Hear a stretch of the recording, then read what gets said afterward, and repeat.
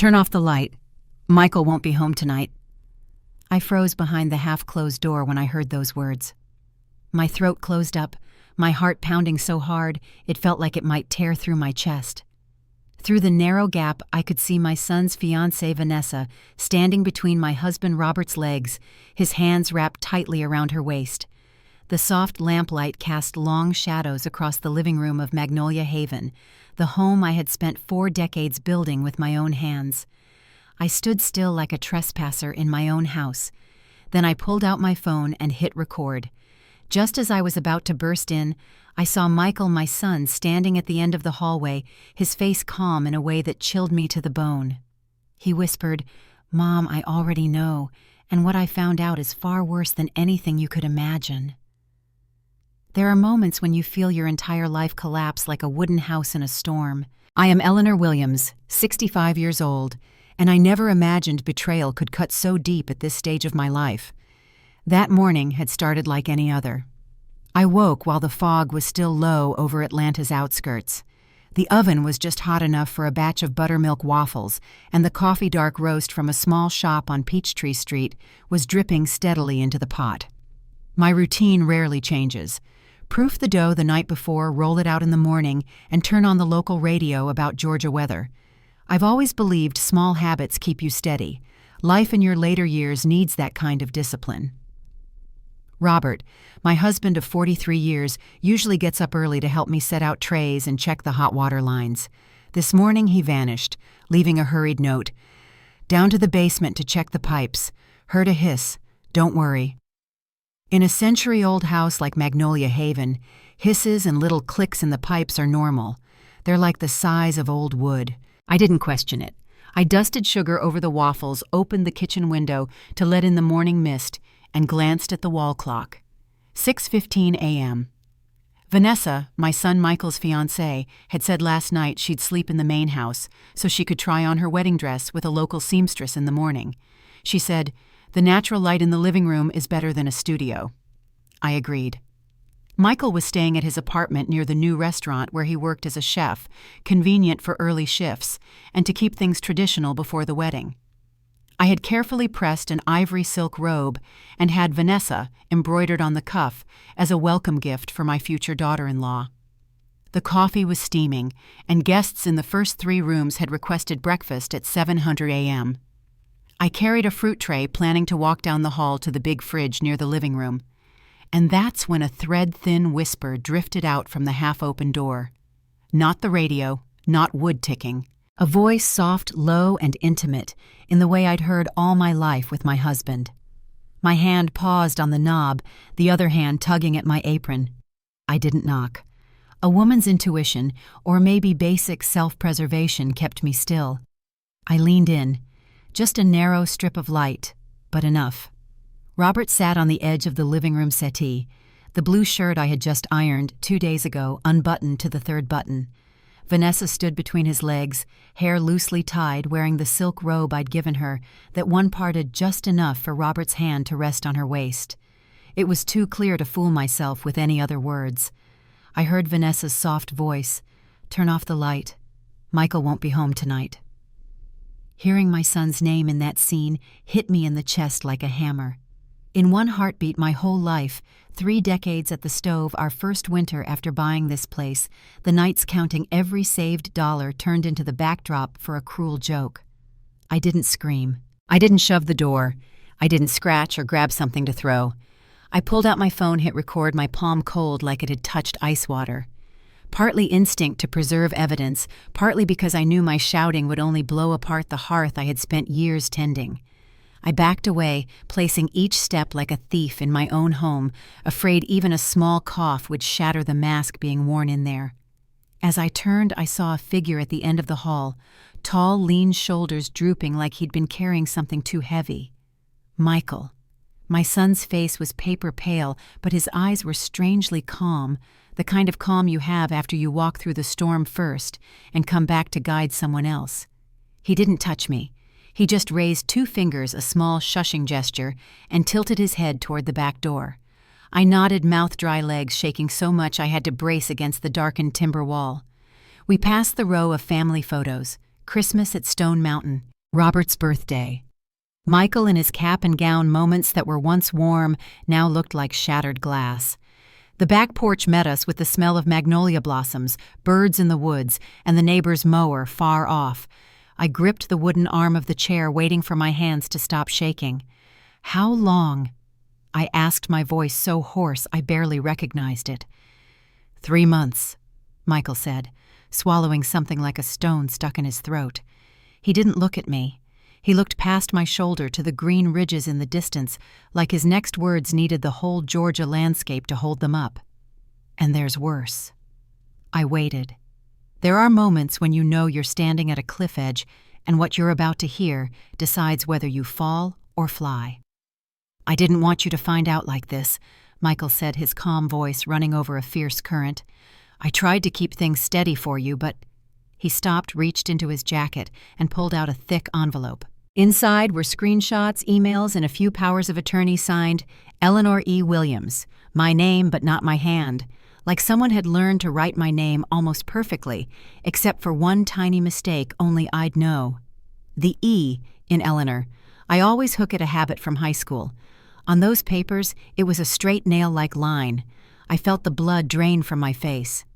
"Robert set up an LLC called Magnolia Haven LLC 2 years ago," Michael said, voice flat like reading test results. "Then used those powers of attorney to transfer pieces of the inn's interests into it. Vanessa, did you know she used to work for Crown Ridge Holdings?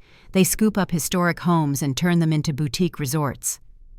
A dizzy wave made the scene tilt for a second. The wooden chairs, the wind chime, the freshly watered magnolias all snapped back into place. My trust didn't. "Why?" I asked the dumbest and truest question of my life. "For money." Michael pressed his lips together. "To sell Mom. To sell Magnolia Haven. Prices are up because of the new highway. Crown Ridge floated a strategic partnership. We keep a minority stake. They take operations. Then in a few years, they swallow it all." He exhaled. "I ended it with Vanessa in my head the moment I knew. But I didn't want you shattered. I thought waiting until after the wedding would keep things quieter. Then I gathered proof, found an attorney. I wanted to protect you first." I looked at my hands, knuckles thin callous at the base of my thumb from years with a wooden spoon, sunspots from watering plants. These hands built a place called Magnolia Haven. I set them on the chair's arm, letting the cool wood pull me out of the shock. "What do we do?" I asked, then remembered this was only the start of the storm. "I've reached Maya Washington," Michael said, "an attorney who does real estate and signature fraud. We can meet today." "But Mom—" He paused, and for the first time his steady eyes wavered. "Can you handle it? You'll have to act like you don't know. Buy us time. You'll have to look at them and say nothing." I took a deep breath. The briny pine and coffee in my mouth held me steady. From the back porch, I could see into the living room where the first light painted a gold stripe across the patterned rug I found at a flea market 10 years ago. I heard cups clink on a tray, probably Robert pouring coffee. I heard Vanessa's small laugh, the one I used to think was shy. Every familiar sound warped like a dream heard through water. "I've kept Magnolia Haven burning for 40 years, I said, surprised my voice was as solid as the wood under my hand. "I can stand a few more days to save it." I lifted my chin and met my son's eyes. From now on, not one brick of Magnolia Haven leaves our hands. Michael nodded, that calm settling back on him like a coat he puts on to shield me. "Then I'll call Maya. I'll get the files ready." And he lowered his voice. "Mom, don't be alone with them unless you have to. I'll be around." I smoothed my apron and straightened my hair clip. I looked at my brown leather flats worn at the outer heel habit of a kitchen worker who moves fast. "Let's go," I said. "Guests will be down for breakfast. Magnolia Haven still has to burn." I walked back in and opened the door wide like it had never been closed. The smell of coffee and buttered sugar greeted me like any morning. The only difference was my heart knew. And as I set the fruit platter on the counter and heard Robert's steps on the stairs, I understood the last peaceful morning of my life had just ended quietly, like a flame shifting color before it flares. Michael didn't say anything else out on the porch. He motioned for me to follow down the hall and opened the small office at the end. I rarely went in there. Robert used to say it was Michael's space for grad school papers. Later, my son kept the habit of locking the metal file cabinet and never letting me touch it. Today, that door opened and I realized my child had been preparing something much bigger than I imagined. The room was dim, bright, with early sun through burlap curtains. Old wood and printer paper smell tightened my chest because I knew I was about to face the truth. Michael knelt and turned the dial on a black safe against the wall. Metal clicks echoed in the quiet, and my insides clenched. A few seconds later, the door swung open. Michael pulled out a thick, worn envelope and set it in front of me, sliding it over like a ritual of handing over evidence. I dragged a wooden chair closer, and hands shaking opened it. Out fell pages, messages, screenshots, credit card statements, printed emails. In a few photos, I saw Robert's number on the screen with syrupy texts to Vanessa. "Miss you tonight. Room 307 is set." I read and felt my heart sink, beat by beat. Those locations were all local hotels places Robert told me he had to stop by to meet a table linen supplier or look at lumber for repairs. Everyone lined up with times he was gone, leaving me alone with Magnolia Haven. "I found this 3 months ago," Michael said quietly, eyes on the desk voice, even like he was trying to keep me from collapsing. At first I thought it was dumb flirting, but when the hotel bookings matched Dad's trips, I couldn't deny it. I folded my fingers, nails biting my palms to stop the shaking. "Did you say anything to Vanessa?" I tried to keep my voice steady, though my chest hurt. Michael nodded. "I confronted her. At first she denied it, said I was paranoid. When I showed her the photos, she changed tone right away." His jaw tightened. "She said I didn't need to be miserable, that it could be a 3-way arrangement if I played along." He let out a harsh metal-on-metal laugh. I walked out. From that day, I knew this wedding was a con. I opened my mouth, but my throat closed. In the stack, I suddenly saw a few legal authorizations. At the bottom, Eleanor Williams sat clear and bold. My hand jerked. My heart felt squeezed. The writing looked so real. I touched it to be sure it wasn't mine, but I saw the tell. My E in Eleanor has always had a soft hook. Here it was a stiff, flat line. I looked up, gasping. "They forged my signature." Michael nodded, anger flashing. "I think Dad's been doing this for a while. He set up a company called Magnolia Haven LLC 2 years back. Since then, he's been quietly shifting assets from the inn into it using those forged authorizations to paper it over." My ears rang. The familiar wood walls felt like they were closing in. "So it's not just an affair," I whispered. "No, Mom," Michael said, voice hardening. "Vanessa isn't the sweet girl you thought." Before coming to Atlanta, she worked for Crown Ridge Holdings, a company that scoops up heritage buildings and turns them into luxury resorts. To them, Magnolia Haven is just a rare commodity. Prime location, historic architecture values soaring. Vanessa was sent here, and Dad went along. A cold line ran down my spine. In my head flickered the porch where I embroidered pillows, the stone steps Robert and I chipped out years ago, the white magnolia garden I tend every spring. All of it bait for someone else to price weigh and sell off. I looked at my son. "So they're planned the wedding just to legitimize it." Michael gripped the desk edge, pain and anger lighting his eyes. "Exactly. The ceremony is just theater. After the wedding, they'd have a legal path to control everything, then sell it all. And after that—" He paused, lips tight. "They'd disappear, Mom. Disappear with everything we spent a lifetime building." I couldn't say another word. In that moment, I knew the thin piece I'd clung to for decades had cracked for good. Every memory, every drop of sweat, every year Robert and I stacked to build this home was being haggled over on a stranger's table. I put my hands on the stack of papers and looked straight at Michael. "Well then, son, if they've scripted our lives, it's our turn to rewrite the ending." I bent down, hands trembling slightly, as I turned each page in the file Michael had prepared. On the cover, the bold line read, "Strategic Partnership Proposal." It sounded flashy, but a few lines in, and I knew this wasn't partnership. It was a disguised takeover. People say dry documents never lie, and when they're right in front of you, they feel like an indictment. They plan to turn my home Magnolia Haven into a premium travel product, a cold phrase with no heart in it. I thought about the last few years, how the land around Atlanta heated up day by day. The new highway made it easier for tourists from Florida and Tennessee to get here. And bit by bit, the area became a favorite for deep-pocketed buyers, snapping up old houses and small hotels to flip into resorts. I used to be proud that our little Magnolia Haven kept its original warmth so different from the glossy hotels springing up nearby. Now it turns out that very authenticity made it a rare commodity. They looked and saw profit. I looked and saw a lifetime of memories. Robert's words echoed in my head, those times he sat on the porch with a beer and blurted, "Wish we could just sell it all, head to Florida, buy a house on the beach. No worries, just sun and waves." I laughed back then, thinking he was joking because for 40 years he seemed tied to these Georgia pines. Turns out it wasn't idle talk. It was a real dream, and Vanessa turned it into a lever. My throat went dry as I wondered when the man I trusted became someone who could betray so easily. Michael sat across from me, eyes sad but steady. He started from the beginning, wanting me to see it clearly. Vanessa didn't just happen into his life. In the culinary class at Emory's continuing education program, she approached him first, made friends first, and slowly slid into every corner of Michael's life. "Do you remember the first time I brought Vanessa home?" She went on about loving old houses and family dinners by the fire, Michael asked. And I remembered. I'd been happy then, thinking my son had found a soulful girl who valued tradition. Now I know those were rehearsed lines meant to soften me up.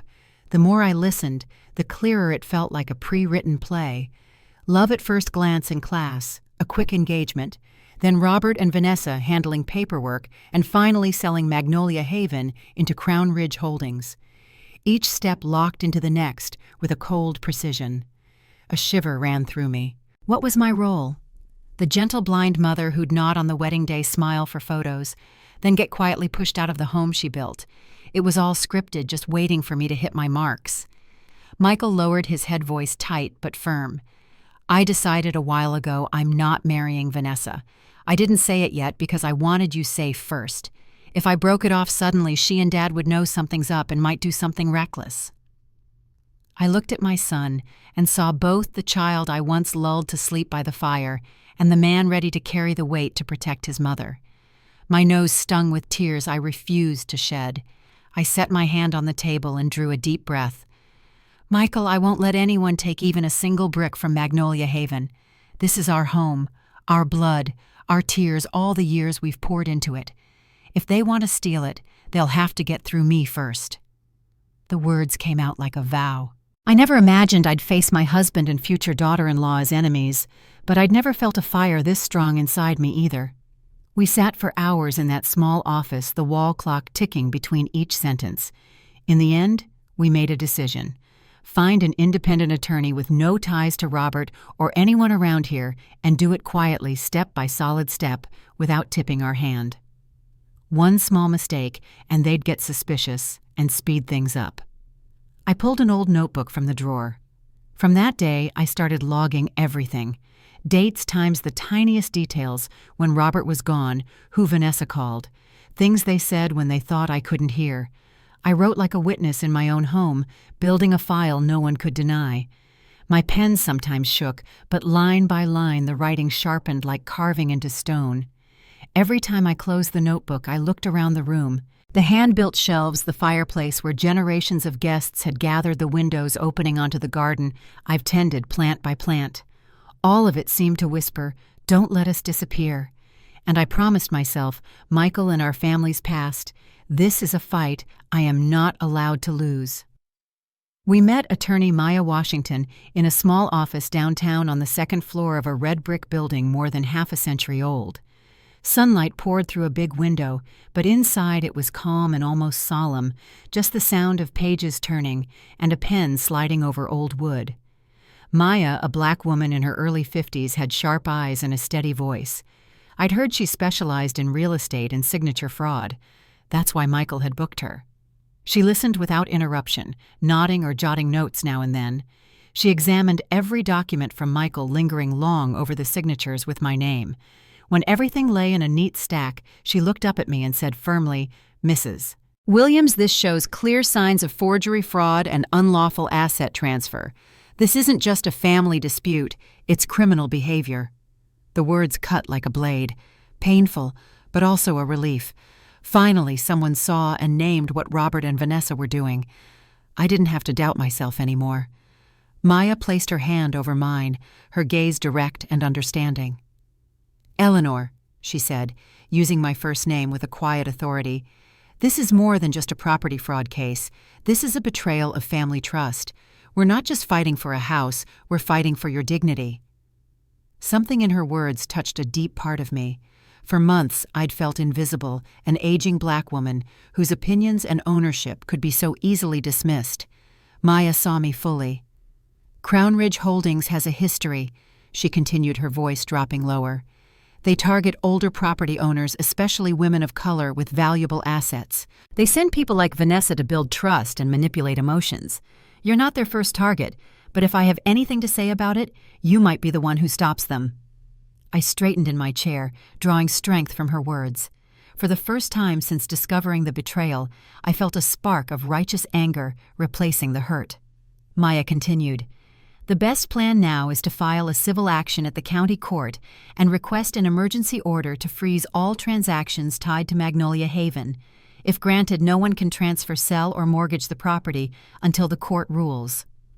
Michael exhaled, and my heart pounded.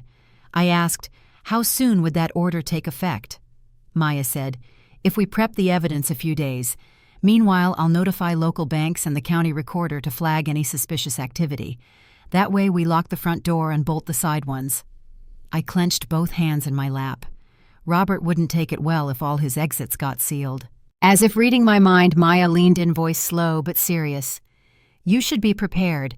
When people sense their plan is threatened, they may try to wipe evidence, burn documents, destroy contracts, or move money fast.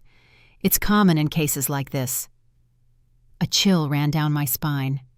For years, I believed we had nothing to hide, and this house was the safest place on earth. Now I had to consider my husband might turn into the one to destroy it all with fire or worse. I glanced at Michael and saw his brow pinched with worry. I drew a long breath and said clearly, "If we want to protect Magnolia Haven, we have to act normal. I'll keep cooking breakfast, greeting guests, smiling like always. The more they believe I don't know, the more time we get." Michael turned to me, voice nearly breaking. "Are you sure you can handle that? Seeing them every day, pretending in front of the man who betrayed you? I'm afraid it'll wear you down." I took my work-roughened hand and set it over his strong but tired one.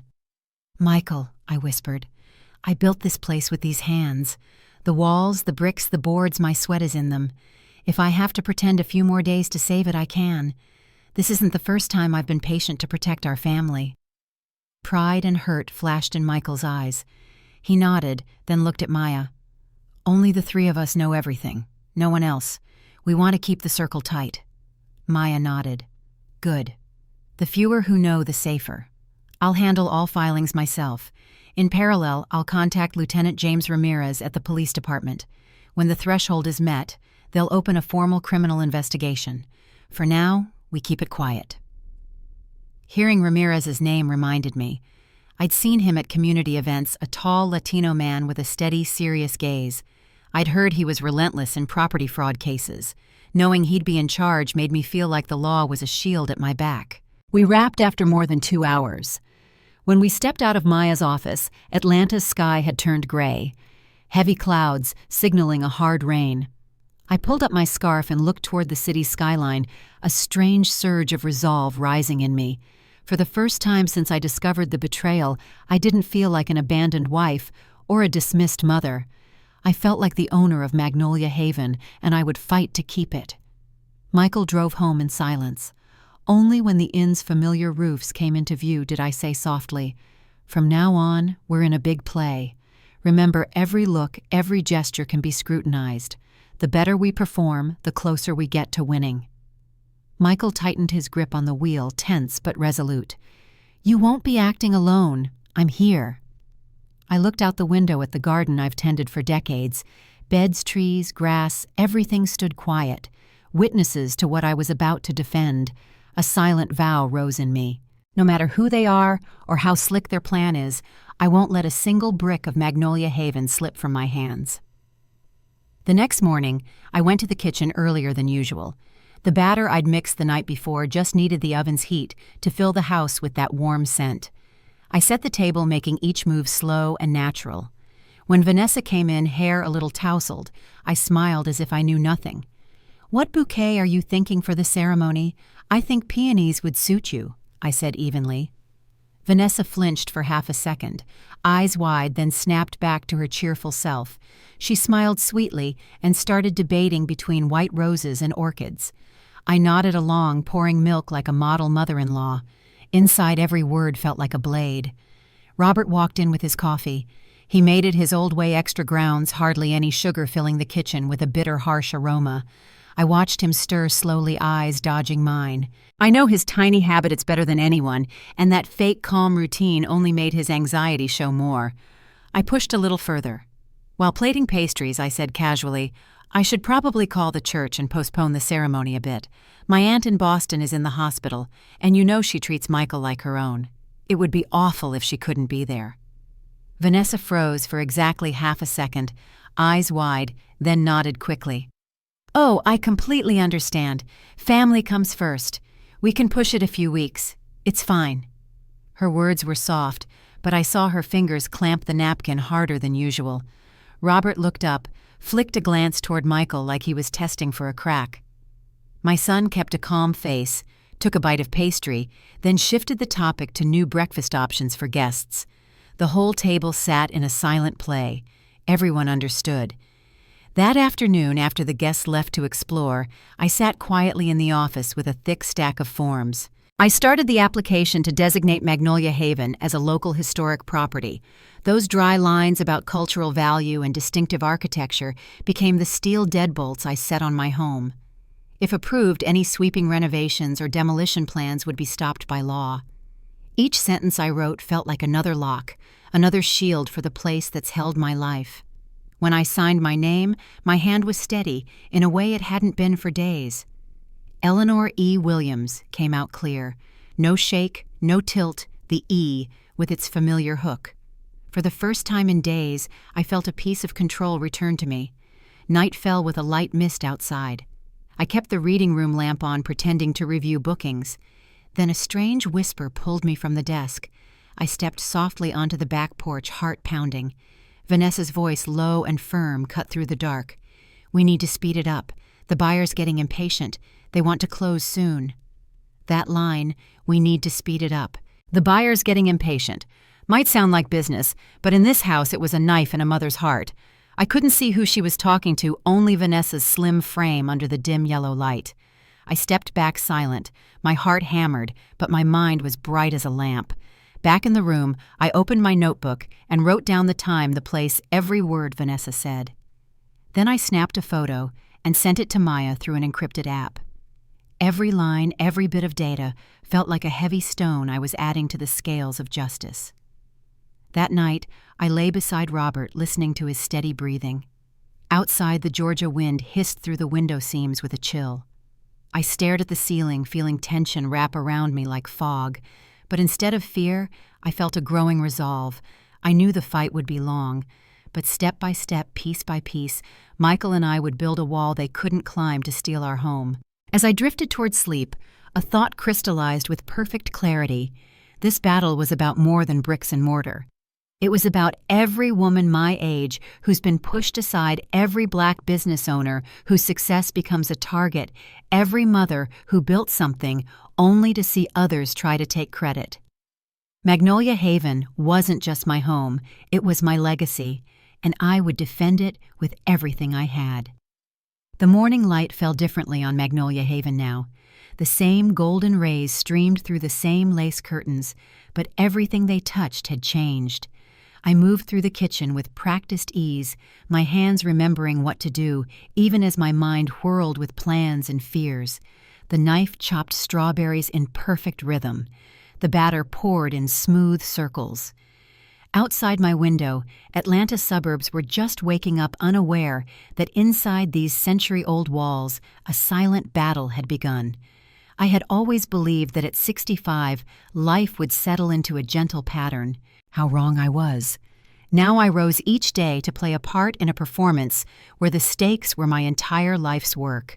The first week of pretending was the hardest. Every good morning to Robert felt like pebbles in my mouth. Every smile at Vanessa strained the muscles in my face. I watched them both with new eyes, searching for tells I had missed before. Robert's habit of checking his phone under the table. Vanessa's too bright laugh whenever Michael was mentioned. I noticed how they exchanged glances when they thought no one was looking. Small nods, raised eyebrows, a private language between conspirators. And all the while I kept my face pleasant and my voice steady, the performance of a lifetime. "Eleanor, have you seen that file with the property tax records?" Robert asked one morning, his voice casual, eyes not quite meeting mine. "I thought I'd organize things a bit." I remembered Maya's warning about evidence disappearing. "I put those in the safety deposit box at the bank last month." I lied smoothly. The assessor called about some question with the historical designation. The flicker of frustration in his eyes was gone so quickly I might have missed it if I hadn't been watching so carefully. He smiled and nodded, but I saw his fingers tighten around his coffee cup. "Always thinking ahead," he said, and the compliment felt like an accusation. That evening I slipped away to the garden shed, pulled out my cell phone, and called Maya. The connection crackled as I kept my voice low, crickets chirping in the background.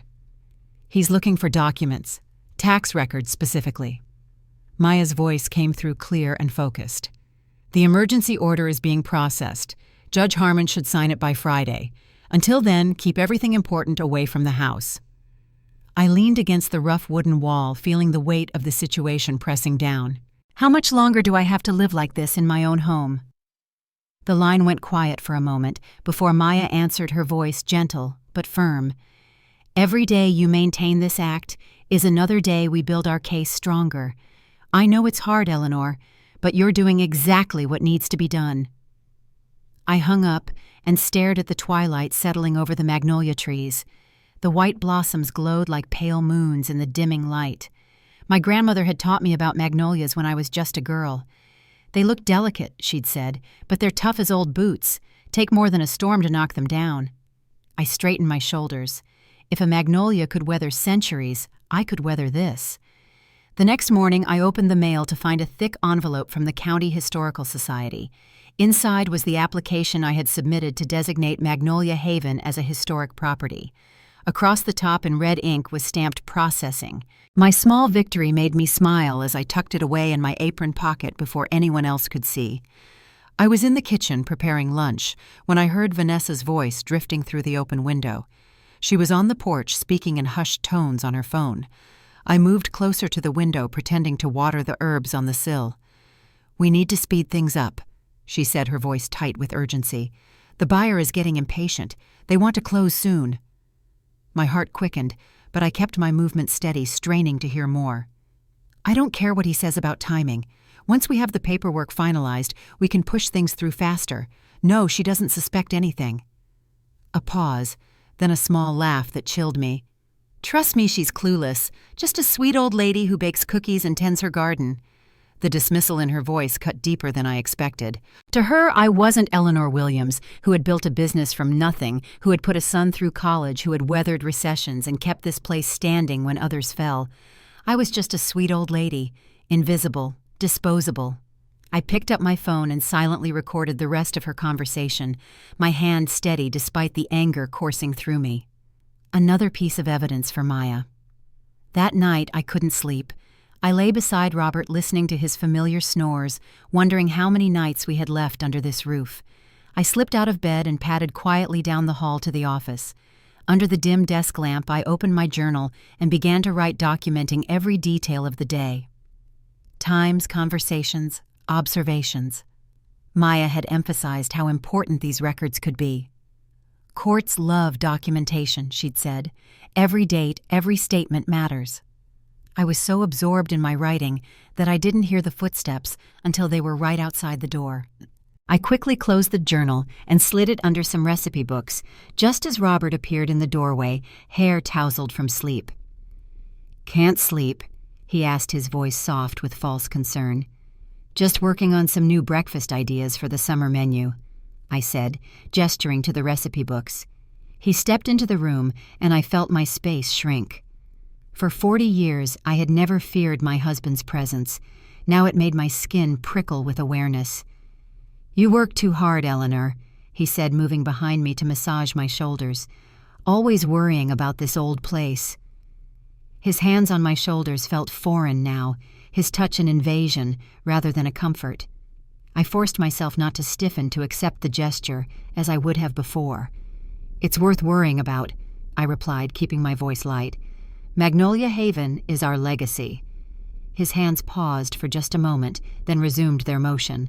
"Legacy," he repeated as if tasting the word. "Sometimes I wonder if we've become too tied to this place. There's a whole world out there, Eleanor, places we could see if we weren't always tied down here." I turned to look up at him, searching his face for the man I had loved. "This isn't a prison, Robert. It's our home." Something flickered in his eyes, regret perhaps, or just calculation. He bent to kiss my forehead, a gesture so familiar, yet now so empty. "Come back to bed," he said. "The recipes can wait till morning." I nodded and followed him back to our bedroom, my journal safely hidden away. But as I lay in the dark, I realized something had shifted. For the first time, I had seen through his words to the strategy beneath. He was laying groundwork, trying to prepare me for the idea of leaving Magnolia Haven, planting seeds he hoped would flower into willingness. Little did he know I was planting seeds of my own, seeds of resistance. The next day, a sleek black SUV pulled into our driveway just after the breakfast service. Through the kitchen window, I watched two men in expensive suits emerge. One was older with salt and pepper hair, Barrow I would later learn. The other was younger with sharp features and calculating eyes. "Mendez." Robert hurried out to greet them, his posture suddenly straighter, his gestures more expansive than I'd seen in years. Vanessa appeared from somewhere immaculate in a cream-colored dress I'd never seen before. Michael caught my eye from across the kitchen. "Crown Ridge," he mouthed silently. I nodded, wiped my hands on my apron, and stepped out onto the porch. Time for another performance. "Eleanor," Robert called, his voice too bright. "Come meet our guests. Mr. Barrow and Mr. Mendez are real estate consultants interested in historic properties." I approached with a welcoming smile, noting how Barrow's eyes assessed me, categorizing, dismissing. "Lovely to meet you," I said, extending my hand. "Welcome to Magnolia Haven." "Mrs. Williams," Barrow said, his handshake brief and impersonal. "Your husband has been telling us about this charming property, such an interesting piece of local history. Would you like a tour?" I offered, watching Robert's face tighten slightly. This wasn't part of his script. "That would be wonderful," Mendez replied before Robert could intervene. I led them through the inn, telling stories about each room, each feature. The carved staircase my grandfather had restored, the reading nook where local children gathered for story time in the 1960s, the garden where we'd hosted community events for 4 decades.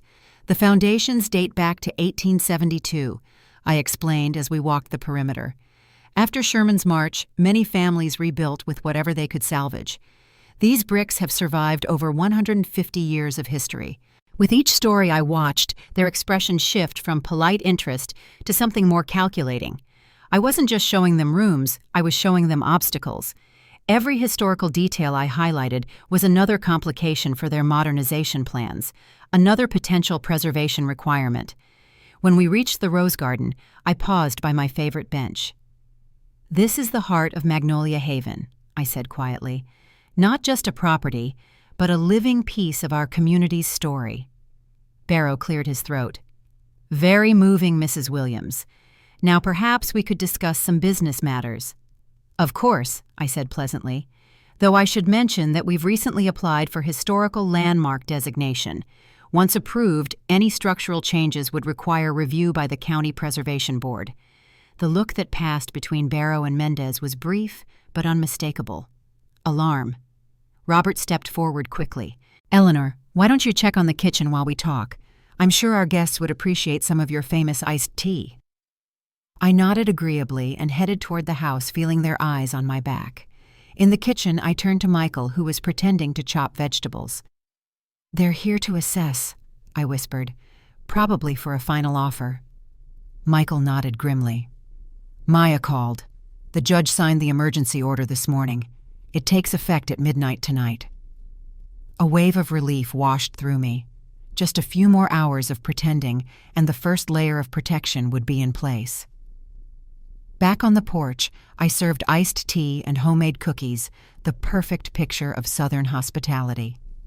Barrow set his briefcase on the table and pulled out a thick stack of papers. "We understand the emotional attachment," he said smoothly, "but please take a look. This is just a draft, a memorandum of understanding. You and your family will keep your name on the sign, but the management terms will transfer to us. That's how Magnolia Haven can grow." I took the stack, flipped a few pages, and saw the cold phrases clearly. Transfer of operating control, full financial authorization. I set the papers down, looked straight at Robert, and asked one question. Who currently has signing authority? The whole porch fell silent. Robert froze, his eyes darting like he was searching for an exit. His lips moved, but nothing came out. Vanessa shot him a look, clearly waiting for him to speak. But Michael answered firmly instead, calm, but ringing clear. The legal owners and signatories are Eleanor Williams and Michael Williams. He said each word precisely as if drawing a line that could not be crossed. The air seemed to harden. Mendez gave a small cough. Barrow awkwardly closed the file. They looked at each other, then at Robert, hoping for a different response. Nothing but silence. Finally, Barrow forced a smile and said, "We understand perhaps this isn't the right time. We'll be in touch." They pulled back, obviously flustered. The SUV engine roared to life and rolled slowly down the gravel drive. I stood there watching, saying nothing. Beside me, Michael stood straight, like a soldier who'd just won a small battle.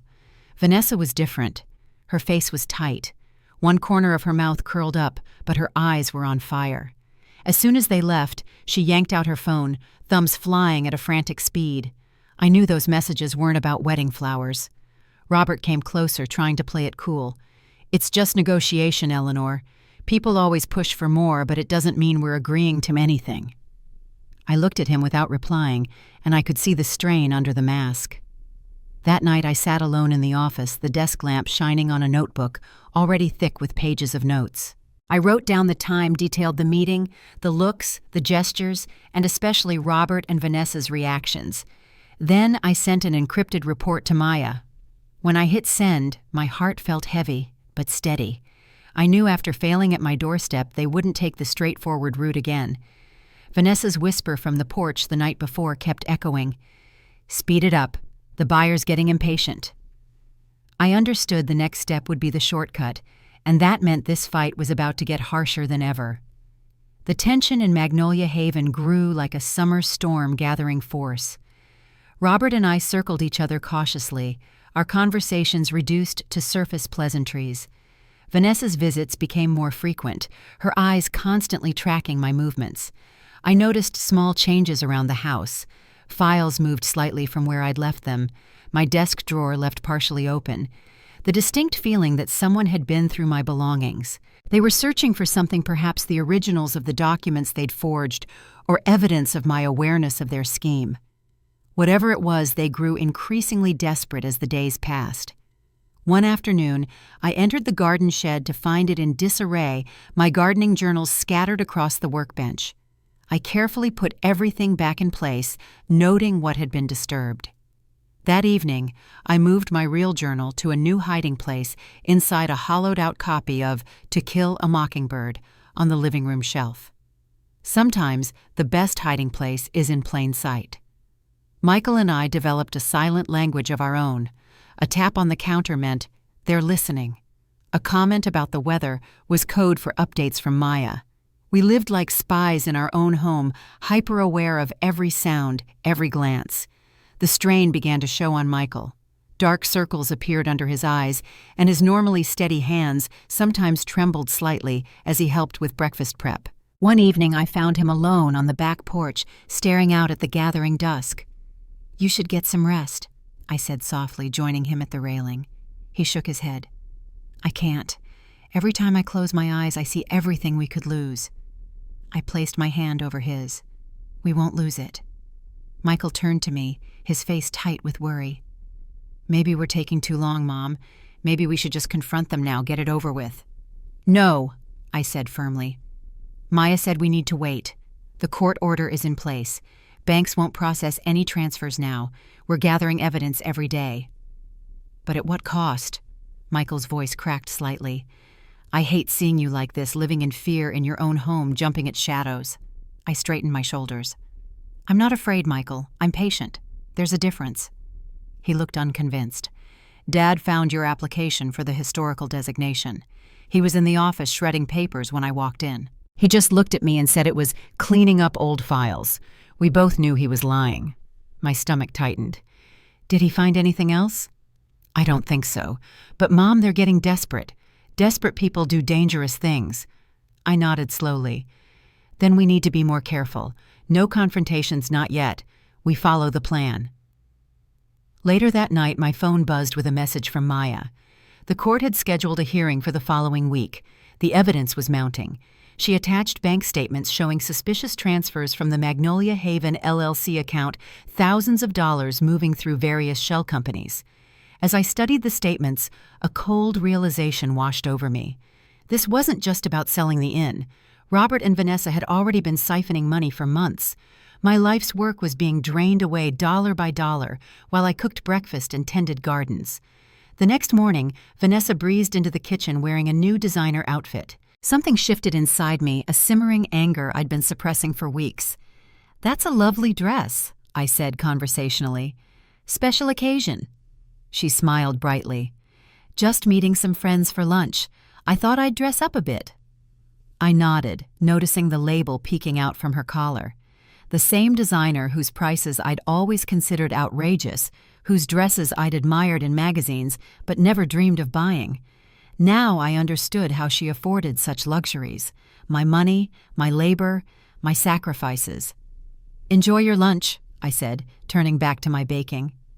As soon as she left, Robert appeared in the doorway. He leaned against the frame, watching me work, an odd expression on his face. "I've been thinking," he said slowly. "We haven't had a dinner out, just the two of us, in ages. How about tonight, that Italian place you like in Buckhead?" I looked up surprised. This wasn't part of the pattern we'd established. Robert hadn't suggested a date night in years. "Any special reason?" I asked, keeping my voice light. He shrugged a carefully casual gesture.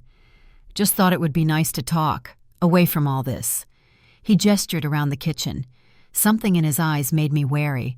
Was this a peace offering? A distraction? Or something more sinister? "That sounds lovely," I said, deciding to play along. "I'll wear that blue dress you always liked." Robert smiled, relief evident in his face. "Perfect. I'll make a reservation for 7. As soon as he left, I texted Michael and Maya. Something was changing in the dynamic. Robert's invitation felt like a move in a chess game I couldn't quite read yet. Maya's response came quickly. "Be careful. Keep your phone with you. Record everything." Michael's was more direct. "I don't like this. Let me come with you." I replied to both, assuring them I would be cautious, but that this might be an opportunity to learn more. Inside, though, my nerves jangled with warning. Robert rarely did anything without calculation these days. This dinner invitation had purpose behind it. That afternoon, I was folding linens in the guest room when I heard raised voices from Robert's study. I moved closer to the partially open door, listening. "You promised it would be done by now," Vanessa's voice sharp with accusation. "Crown Ridge isn't going to wait forever." "I'm handling it," Robert replied, his tone defensive. "These things take time. Eleanor's not stupid." "Obviously she's not, since she applied for that historical designation," Vanessa snapped. "Do you have any idea what that could do to the sale price? The whole point was minimal restrictions." "I told you I'm handling it," Robert repeated, his voice harder now. "Tonight. I'll talk to her tonight." "And say what? Please sign away your life's work so I can run off with a woman half your age. That should go over well." Robert's voice dropped to a dangerous level. "Watch yourself, Vanessa. Don't forget who brought you into this deal in the first place." There was a pause. Then Vanessa's tone shifted to something softer, more manipulative. "I'm sorry. I'm just worried. We've come so far. I don't want to see it fall apart now." "It won't," Robert assured her. "By this time tomorrow, we'll have what we need." I backed away silently, my heart pounding. The dinner invitation suddenly made perfect sense. Robert planned to get me alone, away from Michael, away from the inn, to do what? Pressure me, threaten me, try to manipulate me into signing something. I hurried to the garden shed and called Maya, relaying everything I'd overheard. "Don't go," she said immediately. "Cancel the dinner."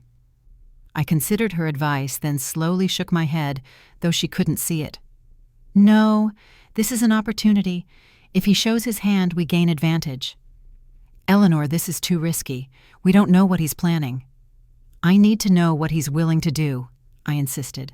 "And I need him out of the house. Michael can watch Vanessa. If they try anything while we're gone, we'll catch them in the act." Maya was silent for a long moment. "At least let me arrange for someone to be at the restaurant, just in case." I agreed, and we quickly formulated a plan. I would go to dinner with Robert. Michael would stay at the inn, monitoring Vanessa's movements. Maya would have a colleague at the restaurant watching discreetly, and Lieutenant Ramirez would be on standby, ready to move if necessary. As evening approached, I dressed with care, choosing the dark blue dress Robert once praised at an anniversary party years ago. I applied makeup deliberately, creating the image of the wife he used to be proud to hold hands with. But my eyes weren't the same anymore, resolute where they once had been trusting. Before leaving, I set my purse on the entry table, then deliberately walked back upstairs, muttering about forgetting earrings. As planned, this gave Michael time to activate the small recording device in my purse and confirm it was working. When I came back down, Robert was waiting by the door, dressed in a suit I hadn't seen in years.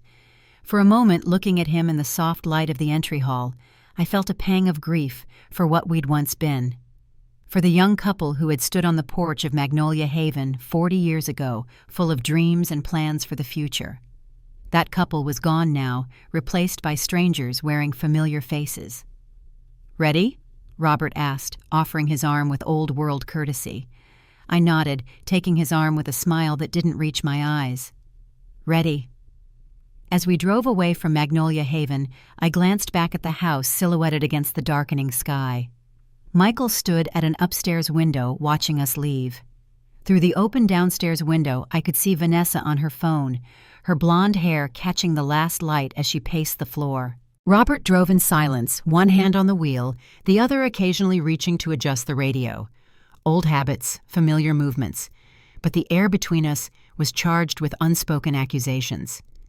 "Beautiful evening," I commented as we turned onto the main road. Robert nodded. "Storm coming tomorrow, though. Weather service says it could be a bad one." I looked out the window at the heavy clouds gathering on the horizon, dark shapes against the fading blue. "Yes," I agreed quietly. "I believe it will be." The restaurant was busy, filled with the gentle hum of conversation and the clink of silverware against fine china. The maitre d' led us to a secluded table in the corner, just as Robert had requested. Private. Away from prying eyes and listening ears, perfect for a confrontation. Candlelight flickered across the table, casting warm light on the crystal glasses and white linen. Robert ordered wine, an expensive vintage we would never have splurged on in earlier years. He was setting a stage, creating an atmosphere of intimacy and luxury. I sipped my water, watching him over the rim of the glass, waiting for the performance to begin. "You look beautiful tonight," he said, his eyes studying my face. "That color always suited you." "Thank you," I replied simply. We ordered food, exchanged pleasantries about the menu, discussed a recent article in the Atlanta Journal-Constitution. Surface conversation, the kind strangers might have. All the while I felt the weight of the recording device in my purse, capturing every word. It wasn't until the main course arrived that Robert finally broached his true purpose. He set down his fork, took a long sip of wine, and leaned forward slightly. "Eleanor," he began, his voice shifting to a more intimate tone. "We need to talk about Magnolia Haven." I kept my expression neutral. "What about it?" "I've been thinking a lot about our future, about what comes next for us." He reached across the table, attempting to take my hand. I allowed the contact, though his touch now felt alien against my skin. "Go on." "We're not getting any younger, Eleanor. Running that place is becoming a burden. All the maintenance, the daily grind of hosting guests. Don't you ever think about what life could be without all that responsibility?" I tilted my head slightly. Magnolia Haven isn't a burden to me, Robert. It's my joy. A flicker of frustration crossed his face before he masked it with concern. I understand that, but think about it. We could sell now while the market is hot. Take that money and truly enjoy our retirement. Travel, see the world, do all the things we always talked about but never had time for. Is that what the meeting with those men was about? I asked directly. Selling Magnolia Haven. Robert hesitated, then nodded slowly. Crown Ridge has made an extremely generous offer. More money than we ever dreamed of having, Eleanor. We could live like royalty for the rest of our days. And the LLC you created 2 years ago, was that part of preparing for this generous offer? The color drained from his face. His hand withdrew from mine, retreating like a wounded animal. How did you... No, I finished for him. I know everything, Robert. The LLC, the forged signatures, the hotel rooms with Vanessa, the money you've been moving through shell accounts. The silence between us stretched taut as a wire. Around us, the restaurant continued its normal rhythm of conversation and movement, oblivious to the earthquake happening at our small corner table. Robert's expression cycled rapidly through shock, fear, calculation, and finally settled on something like resignation mixed with defiance. You don't understand, he said, his voice low and urgent. This is an opportunity, Eleanor. More money than we could make in 20 more years of running that place. That place is my home, I replied steadily. Our home. The home we built together, the home where we raised our son. It's just a house, he hissed, mask slipping further. Just wood and bricks. No, I said firmly. It's my legacy, my life's work, and it's not yours to sell. Robert's eyes hardened. I've already signed preliminary paperwork. The deal is in motion. With my forged signature, I stated flatly. He flinched slightly but pushed on. I'll give you a fair share. We can split it. I wasn't going to leave you with nothing. The audacity of his statement struck me like a physical blow, as if I should be grateful that he planned to give me a fair share of what was entirely mine to begin with. How generous of you, I said, unable to keep the edge from my voice. Robert leaned forward, desperation creeping into his tone. Be reasonable, Eleanor. This is happening one way or another.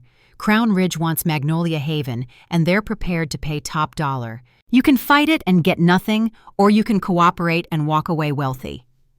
Before I could respond, my phone buzzed in my purse. Michael's name flashed on the screen. My heart jumped as I answered. Mom. His voice was a tight whisper. They're gathering files and jewelry. Vanessa has 2 men with her. They're emptying the safe in Dad's office. Maya called the police. Ramirez and the team will be there in a few minutes. I pushed back my chair. It scraped loud against the floor. Where are you going? Robert asked, panic rising in his voice. I have to go home, I said, standing up. He reached out frantic. Eleanor, wait. No need to blow this up. Sit down and let me explain. I brushed his hand aside and headed for the door. I knew the thing Robert feared most wasn't losing assets. It was me seeing with my own eyes what was happening in my house. We got in the car. Robert gripped the wheel, his hands white-knuckled, veins raised. He stomped the gas. The car shot along the Atlanta streets. Wind whistled through the crack in the window, hot asphalt smell rising thick. I stared out as buildings blurred past streetlights, flaring and vanishing like a slow-motion reel. I wondered how many homes across this country hold secrets no one dares say out loud. How many wives, how many mothers have sat in a car like me, knowing the betrayal, staying steady while waiting for the truth to surface. Robert drove faster, sweat beading on his forehead. I could see panic swallowing him. He knew tonight was the turning point. His game had spun out of control. He exhaled and almost begged, Eleanor, I just wanted a new start. You have to believe me. I didn't answer.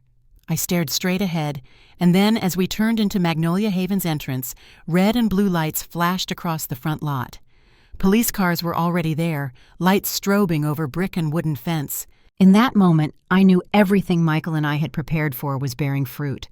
The truth was about to hit the table like face-up cards. And Robert, the man who once laid the inn's bricks with me, would have to face it. No way out. The car shot through the last curve back to Magnolia Haven, and the red and blue had already washed the whole yard. The flashing lights stuttered across the wood siding, the house walls, the tall magnolias, and the stone plaque where Robert and I carved our names over 40 years ago. Georgia wind carried heavy damp and a distant growl of thunder. The porch I knew so well now looked like a stage where the final act was dropping. I gripped my purse strap, stepped out, and the wind whipped my blue dress around my legs. Wet earth magnolia blossoms and the metallic smell of police cars mixed into the thick scent of endings. Right on the steps, Vanessa was in cuffs. Her pale wrists jerked against bright metal shoulders, shaking. She shrieked, voice sharp, "You've got it wrong. I didn't do anything." A clean, cold click of a weapon behind her cut the line short. Vanessa's eyes darted wild.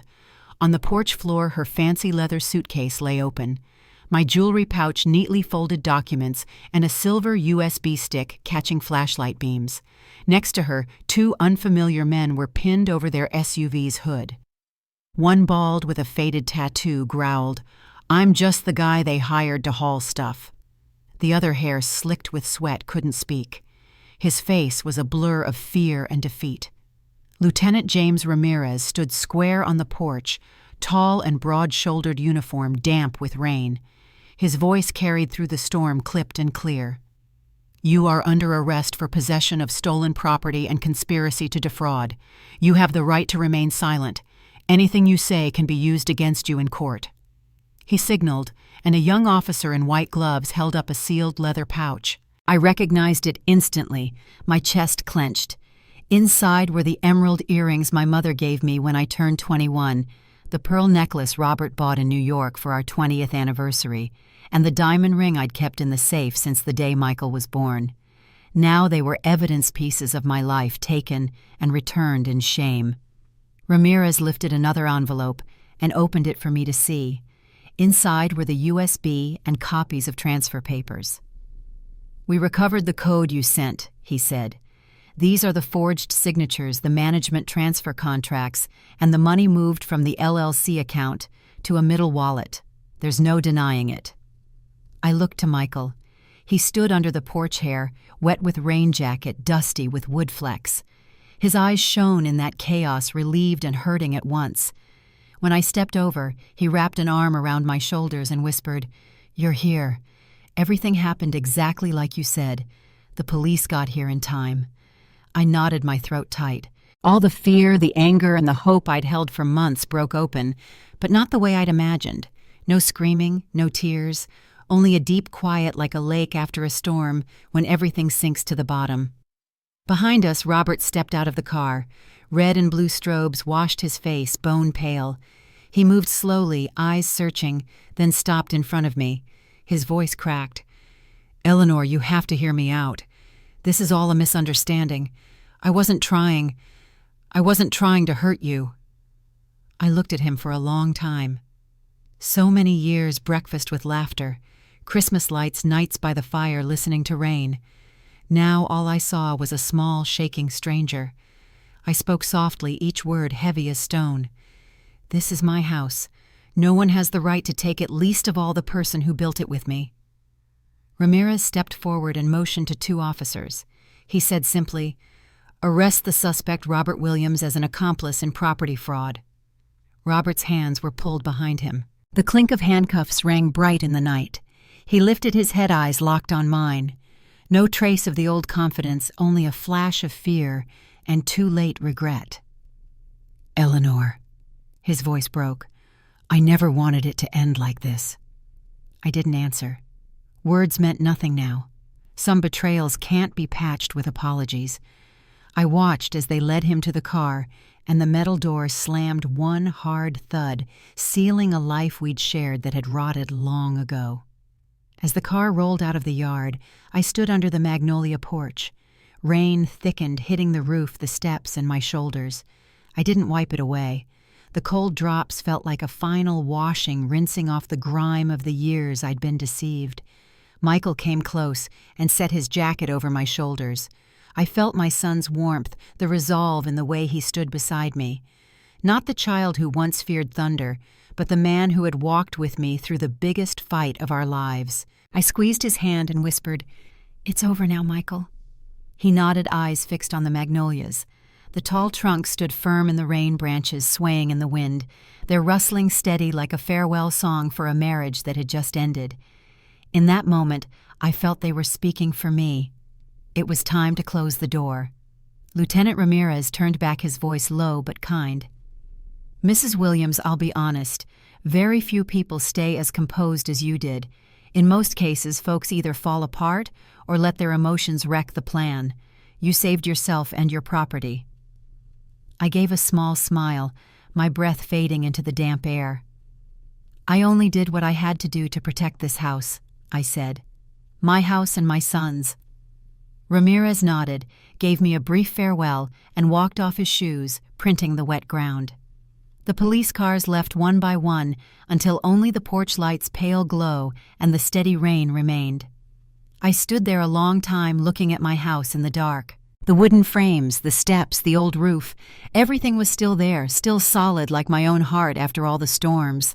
I realized I didn't need to collapse to be pitied. Sometimes silence and resolve are the only answers a betrayer deserves. A final gust blew through, carrying the warm resin scent of magnolia, like the old season saying goodbye. I lifted my head, drew a deep breath, then gently closed the porch door, my chest lighter than it had been in years. The next morning, Atlanta seemed to wake up to my news. The Atlanta Journal-Constitution ran a bold headline, "The Magnolia Haven Case, a shock in the heart of a historic neighborhood." Just below was the familiar photo, the front of my house in stormlight and police flashers. A small caption read, "A small but complex property fraud investigation, tangled with family corporate ties and trust." I sat in the living room, coffee cooling in my hand. Michael set the papers on the table and said carefully, "Did you ever think you'd be on the front page, Mom?" I shook my head with a tired smile. "No, but at least the truth has a name." In the weeks that followed, the truth peeled back in layers. Piece by piece, the picture came into the light. Police released preliminary findings.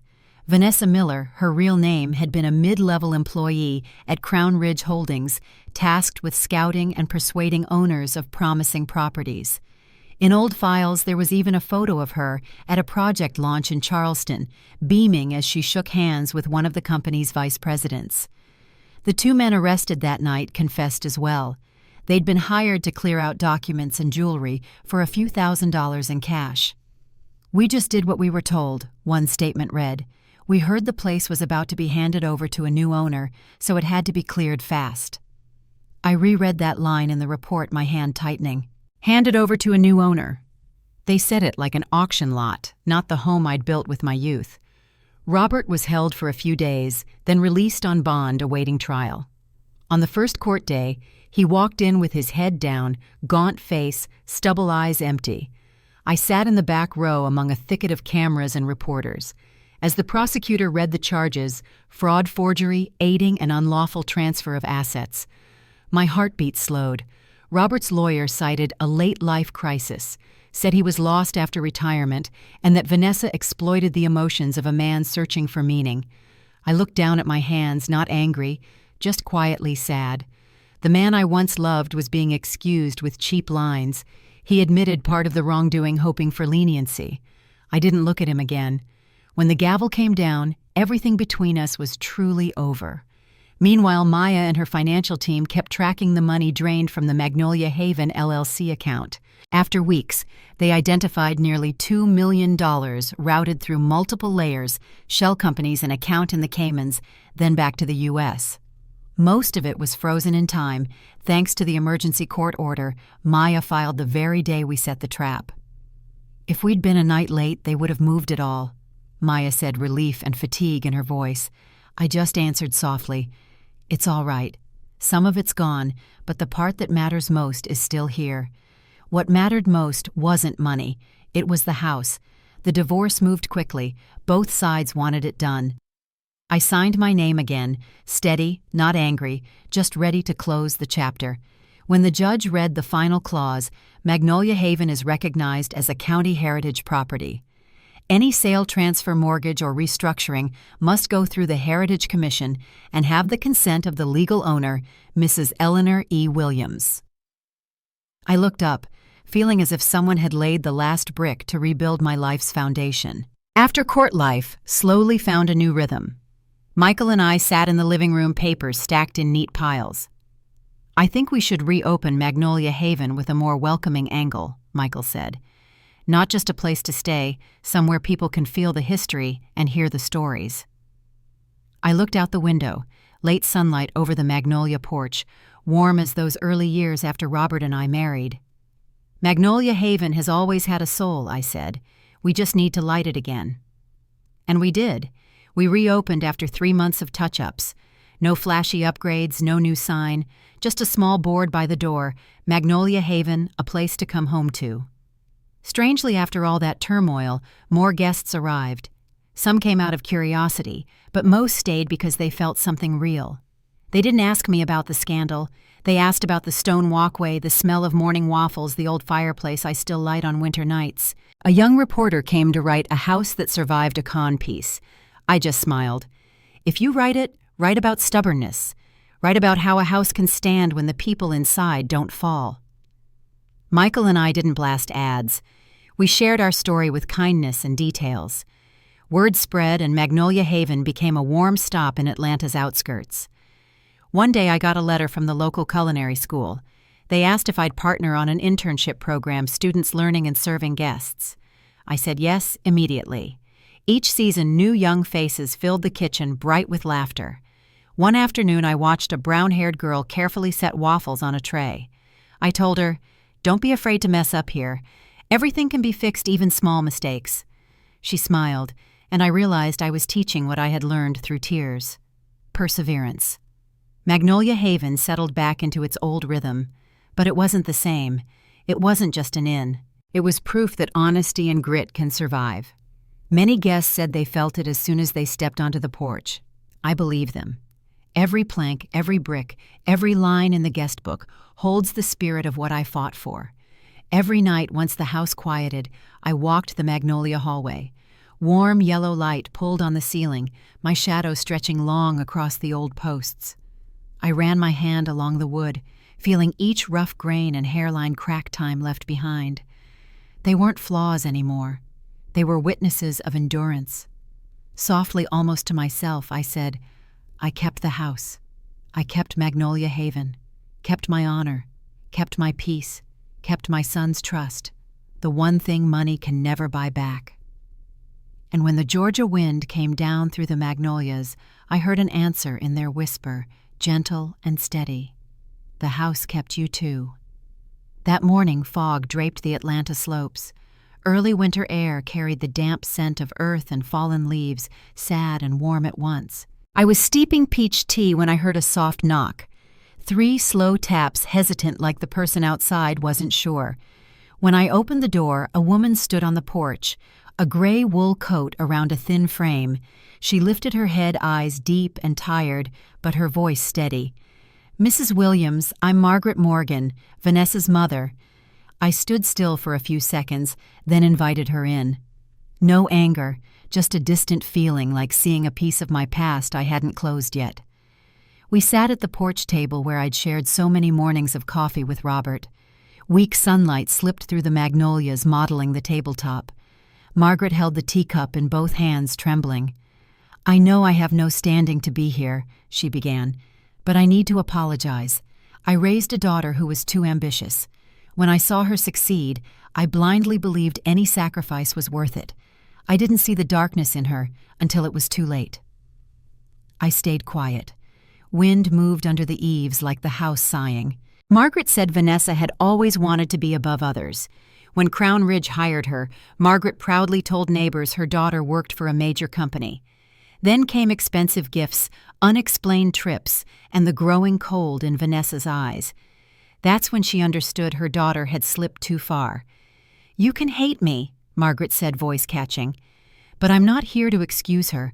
I'm here because I know a mother's loss, and I want you to know I never taught her to betray anyone."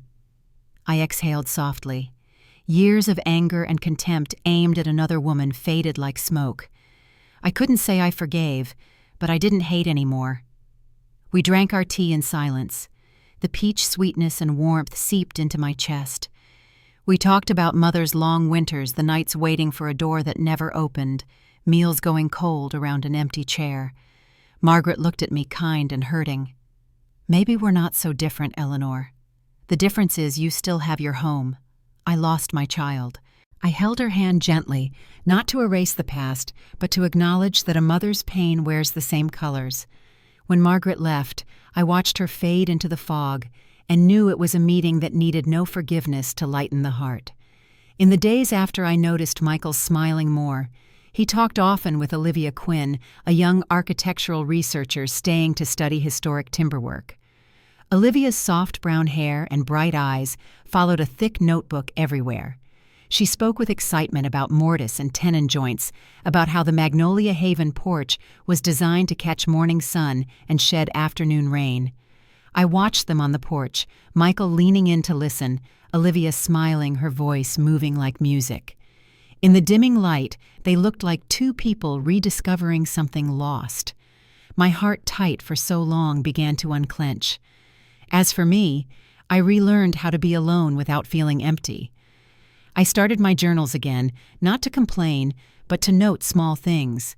The smell of cinnamon toast, the kettle's first bubble, the wind threading through magnolia leaves. Sometimes I sat by the fireplace for hours writing a short line. This morning, the inn smelled like baked apples. Winter is here. Writing told me I was still living, still breathing with this house. One Saturday night, a folk band asked to play in the backyard. I said yes, only asked them to keep it gentle so guests could rest. But when the mandolin began and hand drums found a beat, people gathered laughing and tapping their feet. Under the string lights, faces lit up, smiles passing from one to another. I stood on the steps and felt the inn breathe alive, joyful. After years of strain, I finally felt truly at peace. That night, I called Michael into the office. I opened the old wood cabinet and took out the brass-locked box I call our treasure of keepsakes. Inside were yellowed photos, a silver spoon engraved with my mother's name, a few old letters from Robert, back when he was the man I loved, and the first notebook from when we built the inn. I handed Michael the key. Not to burden you, I said, slow and sure, but to root you. If you ever lose your way, open it. Every piece in here is a shard of this house's soul. Michael took it, eyes wet but grateful. I promise I'll keep it the way you kept Magnolia Haven. I smiled. I believed him. Late that night, once everyone slept, I stepped onto the porch again. A low crescent moon hung over the ridge, the wind bringing back the resin scent I knew by heart. I asked myself, if a letter came someday from Robert, from Vanessa, or from the girl I used to be, would I read it? I don't know. Maybe I wouldn't need to. Sometimes healing doesn't come from answers, but from learning to be quiet, to touch the present, and to smile. One early spring morning, dew still heavy on the lawn, and daffodils just breaking the ground, the mail carrier handed me a thick envelope. The return corner read clearly, Georgia State Prison. My heart dipped. My hand shook as I opened it. Inside was a letter from Robert. The handwriting, though shaky and slanted, was unmistakable, the same hand that once signed so many inn documents. He began with an apology, no excuses, no defense. He wrote, Eleanor, I don't expect forgiveness only that you read this. I was afraid of getting old, of people seeing me as useless, and I got obsessed with the idea of starting over. Only when I sat in a small cell and stared at a tiny square of sky through bars did I understand what I'd lost wasn't money. It was a home, a family, and you. I read slowly, hearing his old, low voice in my head. He wrote about the emptiness of jail nights, only metal sounds echoing back. He said the hunger to begin again blinded him, and the price was everything real. I sat on the lawn by the porch, the raw green scent of spring grass in the air. I read to the last line, then folded the letter carefully like a keepsake finally put away. Inside, there was no hate left. Forgiveness to me doesn't mean forgetting. It means setting down the burden of anger on the old road and walking forward. I haven't forgotten what Robert did, but I chose not to carry the rage anymore. On the town's spring market opening day, Michael, Olivia, and I set up a small Magnolia Haven booth. Olivia led a group telling the story of the roofline and the foundation stone set in 1982. Michael introduced a new menu, pecan pastries and honey peach tea flavors that make people feel welcome. I sat on the porch watching the crowd flow and hearing laughter and talk, feeling life return around me. I hung a new wind chime under the eaves. When the spring wind moved through, it rang and mingled with the magnolia's whisper. It was the sound of each new day, the sound of the freedom I'd fought to keep. That night, the backyard glowed. Guests circled the wood tables, children ran a folk guitar, strummed under a plain, honest voice. I stood in the middle of the yard, filled my lungs with warm magnolia and wood smoke, and listened to the wind against the porch and the bright bursts of laughter. Peace rose in me, rare and full. I understood the life ahead is mine and belongs to the people I truly love. No more shadows, no more schemes, only endurance renewal and the faith that even after the longest winter spring returns. I am Eleanor Williams, 65 years old, owner of Magnolia Haven. My hands built this place, my heart defended it, and my spirit lives in every corner. There was a time when I thought my age made me invisible, when men in expensive suits looked through me rather than at me. There was a time when I believed my greatest achievements were behind me. I know better now. Age hasn't diminished me. It's given me the strength to fight for what matters. My wrinkles and gray hair aren't signs of fading away. They're medals earned in a long campaign of living. When I look in the mirror, I don't see an old woman. I see a warrior who refused to surrender what was rightfully hers. And when the young women who work in my kitchen watch me move through my day with purpose, I hope they see their own futures reflected back, not as a diminishment, but as a gathering of power. A woman in her 60s isn't at the end of her story. Sometimes she's just beginning her most important chapter. Magnolia Haven stands on the outskirts of Atlanta, its wide porch welcoming travelers from everywhere. But its true foundation isn't brick or stone, it's resilience, the kind that doesn't make headlines or draw attention, the quiet, enduring strength of a woman who refused to be written out of her own story. Sometimes in the soft evening light, I sit on that porch and feel the full weight of what I nearly lost and what I fought to keep. Not just walls and a roof, but dignity, purpose, a legacy worth passing on. The magnolias bloom white against the deepening sky, sturdy and graceful all at once. Like them, I've weathered storms and emerged still standing. And like them, my roots run deeper than anyone can see. The embers of the hearth still glow, and so do I.